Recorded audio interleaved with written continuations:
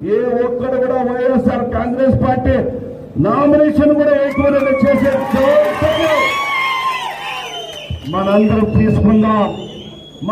తీసుకుందాం. మీరందరూ కూడా కలిసిమెలిసి ఉండాలా.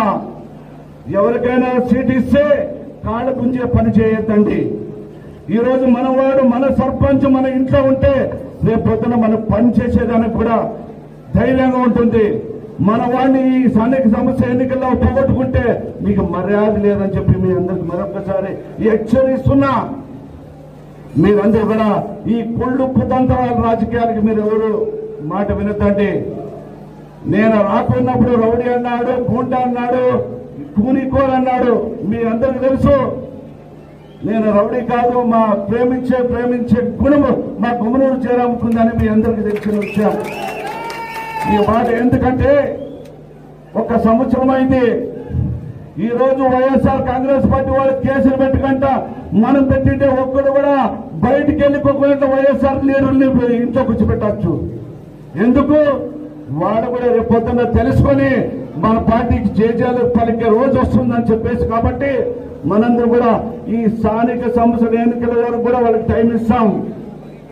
బుద్ధి మార్చుకొని మా పార్టీలోకి వచ్చి మా పార్టీ తీర్థం తెచ్చుకొని మా ఆశీర్వాదం పొందితే కానీ లేదా రేపు స్థానిక సంస్థల ఎన్నికల్లో తల ఊపితే మాత్రము తోక కత్తరించి సున్నమంటించి మన Lokesh Babu red book open చేస్తాడేమో కానీ క్లోజ్ చేస్తాడేమో కానీ రేపు స్థానిక సంస్థల ఎన్నికలు అయిన తర్వాత రెడ్ బుక్ నేను ఓపెన్ చేస్తానని చెప్పించి వైఎస్ఆర్ కాంగ్రెస్ పార్టీకి హెచ్చరిస్తున్నా. ఇది ఊరికే మాట కాదు. ఖచ్చితంగా మీ అందరూ కూడా ఇలాగే కసిగా ఉండాలా. రేపు రాబోయే ఎన్నికల్లో మీరందరూ కూడా కలిసిమెలిసి సర్పంచ్ పెట్టినా సర్పంచ్ గెలిపించుకుందాం, ఎంపీటీసీని పెట్టినా ఎంపీటీసీని గెలిపించుకుందాం, జడ్పీటీసీని పెట్టినా జడ్పీటీసీని గెలిపించుకుందాం. ఈ రోజు జడ్పీటీసీ ఒక క్యాస్ట్ అయితే ఎంపీపీ ఒక క్యాస్ట్.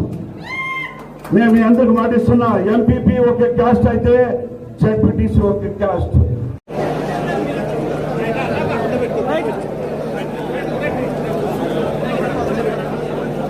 అలా ఒకరి తర్వాత ఒకరు దయచేసి పోలీస్ శాఖ వారికి విజ్ఞప్తి. పోలీస్ శాఖ వారికి ఆరుపై కొద్దిగా 1 నిమిషం ఒక లైన్ మెయింటైన్ చేయండి. నువ్వు వెళ్ళు, ముందుకు వెళ్ళా. కేవలం ముందుకు రావద్దు. రామోనా